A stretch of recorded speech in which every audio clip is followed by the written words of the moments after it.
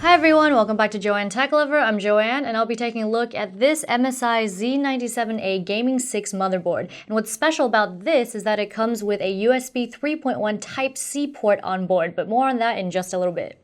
Let's take a look at some of the box details before we head on inside. This is a socket LGA 1150 board with the Intel Z97 Express chipset, and the Express means that there's a SATA Express connector on this motherboard.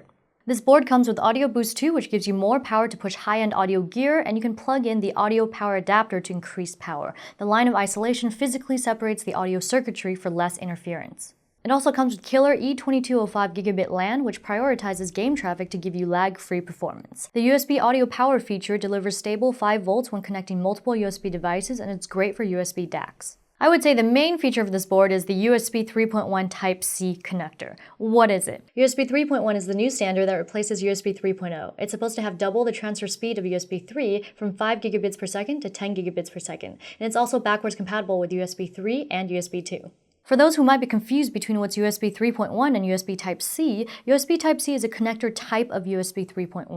USB 3.1 comes in 3 connector types. Type A, which is standard A, Type B is micro B, and Type C, which is a very small shaped connector, a third of the size of an old USB Type A plug. Type-C should be the new connector standard that's compatible with all devices, and you can use physical adapters to output HDMI, VGA, DisplayPort, USB Type-A, and the like. This saves space and is more efficient. A little something extra is that if you have the USB power delivery feature on your device and Type-C cable, you can get power delivery up to 100 watts and easily charge a compatible laptop without the brick. You can do multi-GPU setups, use the MSI Gaming app to easily overclock both your motherboard and graphics card, and you get a 6 months free subscription to XSplit Gamecaster V2 for recording and broadcasting your gameplay. Here's a look at some of the accessories that come in the box. You get a quick install guide, as well as a more in-depth user guide. I would definitely take a look at this when you're building with this motherboard. It's very handy, and the post-its are not included. That's just for my own personal notes. And then you also get a driver CD. Be sure to download the latest updates online, of course. And this is a look at some of their other gaming products. And they've even included for you an MSI case badge. This is interesting. This is their door hanger. It says, "I'm sorry, busy gaming," so they know exactly how serious you are. Maybe you'll go full rage on them. And on the other side, it says, "I'm not here for maid service." Here's a look at the rest of the accessories. For those of you who are OCD like myself, this will come in handy. This is a SATA cable label set, so you know exactly which drive does what. And you also get 2 SATA 6 gigabit per second cables. One is L-shaped and the other one is a straight plug. I wish they were all straight plugs as it's much easier to build with. And of course you get an I/O shield. It's foam padded and black and red color scheme, of course. You also get an SLI flexible bridge. Love that satisfying crunch of plastic. And then this is an audio power adapter. This is for plugging onto the motherboard to increase power for high-end audio.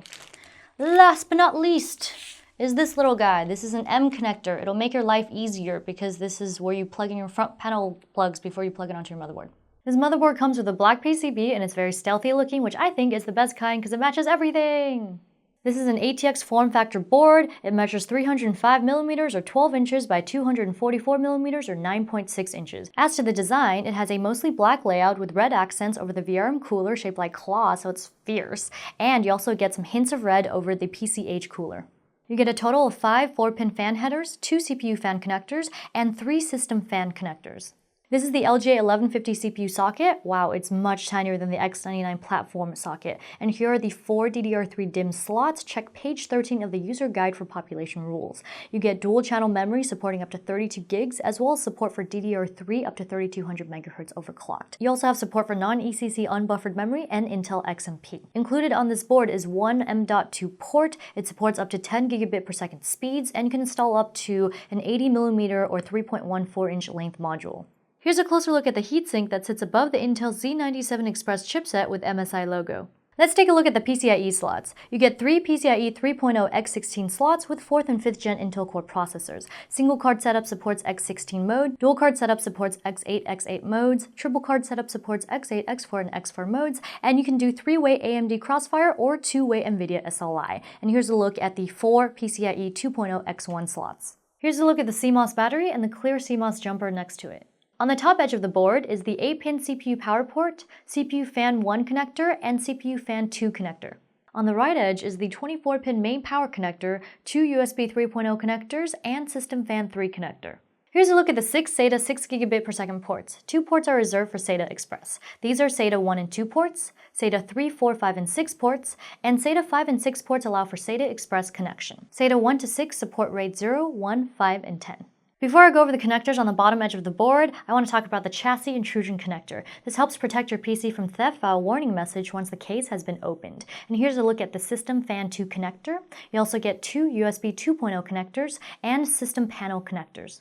This is the debug code LED. Refer to page 29 for the debug code LED table. And here's a look at the TPM module connector, serial port connector, direct audio power connector, front panel audio connector, audio power switch, and this will switch between onboard power mode and direct power mode. This PCB is 4 layers thick as indicated by the number on this brown box. Here's a look at the Nuvoton NCT6792 controller chip. It has sensors that can monitor voltages, temps, and the like to help control fan speed.